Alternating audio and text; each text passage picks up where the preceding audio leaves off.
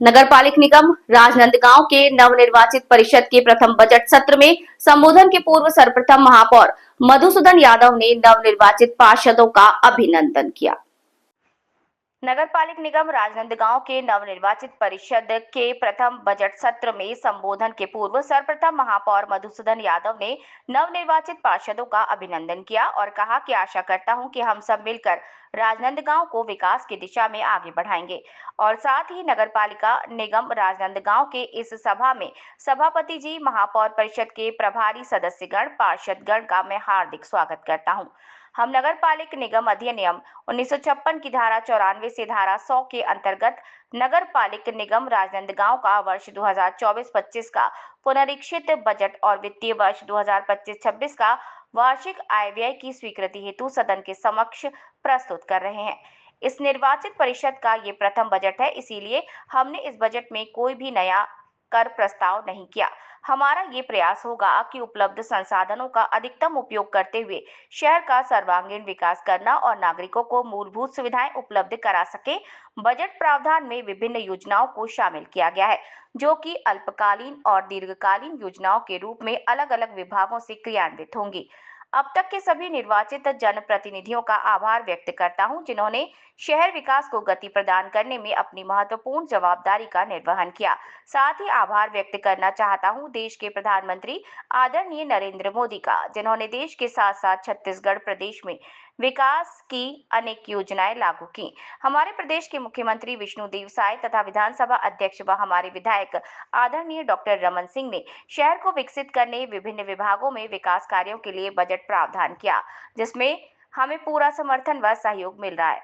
हमारे उप मुख्यमंत्री और नगरीय प्रशासन मंत्री आदरणीय अरुण साव तथा हमारे उप मुख्यमंत्री व प्रभारी मंत्री विजय शर्मा और हमारे सांसद संतोष पांडे, मैं इन सभी का भी आभार व्यक्त करता हूं।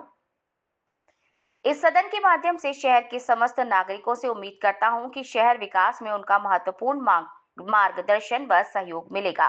साथ ही लोकतंत्र के चौथे स्तंभ प्रिंट और इलेक्ट्रॉनिक मीडिया से शहर विकास में मार्गदर्शन की अपेक्षा रखता हूं। जनता से जुड़ी हुई समस्याओं और योजनाओं का गुणवत्तापूर्वक, समय सीमा व ईमानदारी के साथ क्रियान्वयन में सभी अधिकारी कर्मचारी का पूर्ण सहयोग मिलेगा, ये मैं अपेक्षा करता हूं। नगरपालिक निगम राजनांदगांव के वित्तीय वर्ष 2025-26 का आय व्यय अनुमान पत्रक प्रस्तुत करते हुए मुझे अत्यंत प्रसन्नता हो रही है। वर्ष 2024-25 के बजट प्रावधानों के विरुद्ध पुनरीक्षित आय 246 करोड़ 43 लाख रुपए तथा पुनरीक्षित व्यय 252 करोड़ 54 लाख 50 हजार रुपए है। बजट अनुमान अंतर्गत कुल अनुमानित आय 320 करोड़ 16 लाख 52 हजार रुपए तथा वर्ष 2025-26 का अनुमानित प्रारंभिक अवशेष राशि 50 करोड़ 24 लाख 55 हजार की संभावना है। इसे मिलाकर कुल आय 696 करोड़ 47 लाख 55 हजार होती है। इस प्रकार घाटे का बजट 22 लाख 95 हजार रुपए प्रस्तावित है। हमने इस बजट में विकसित राजनांदगांव शहर के निर्माण की आधारशिला को पूर्ण करने हेतु सतत विकास की प्रक्रिया के लिए मूलभूत ढांचा तैयार किया। इस बजट में हमारा प्रयास होगा कि हम आम आदमी के विकास के प्रति विश्वास का भाव जागृत कर सके तथा पिछड़े और कमजोर आय वर्ग के लोगों को आर्थिक संपन्नता के दायरे में ला सके।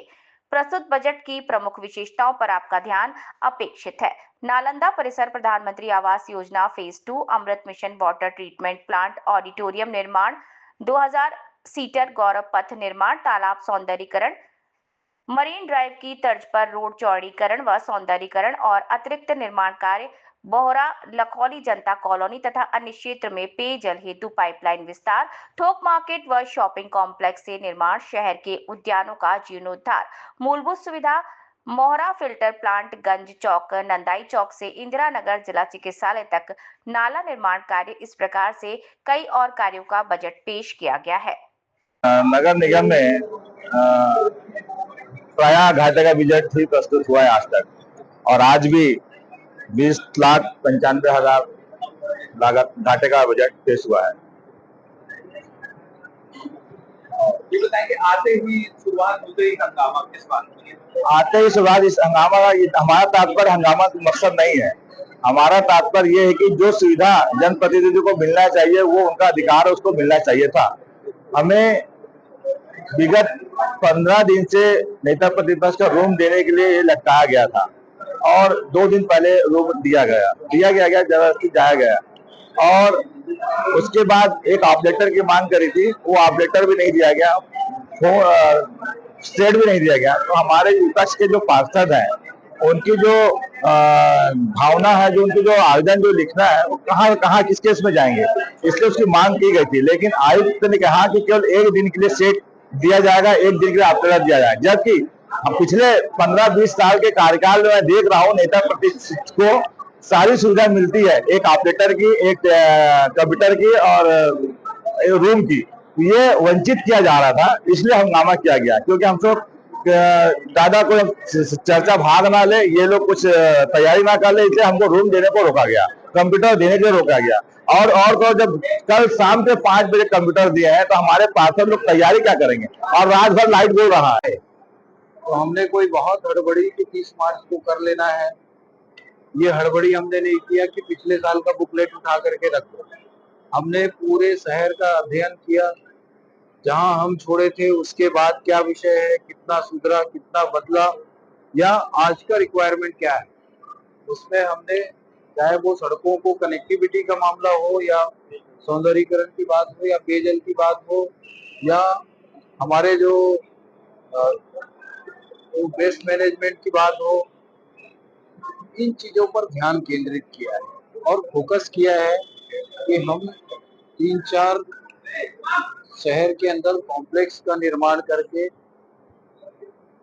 आय को बढ़ाएंगे। थोक मार्केट का जो निर्माण होगा, उससे निश्चित रूप से एक शहर के अंदर, यदि आप यहाँ से ही MLB स्कूल के सामने से चले जाओ तो अभी आपको 10 मिनट रेलवे स्टेशन रोड पहुंचने में लग जाएगा, या कभी आप पुराने गंज चौक से लेकर के इधर तिरंगा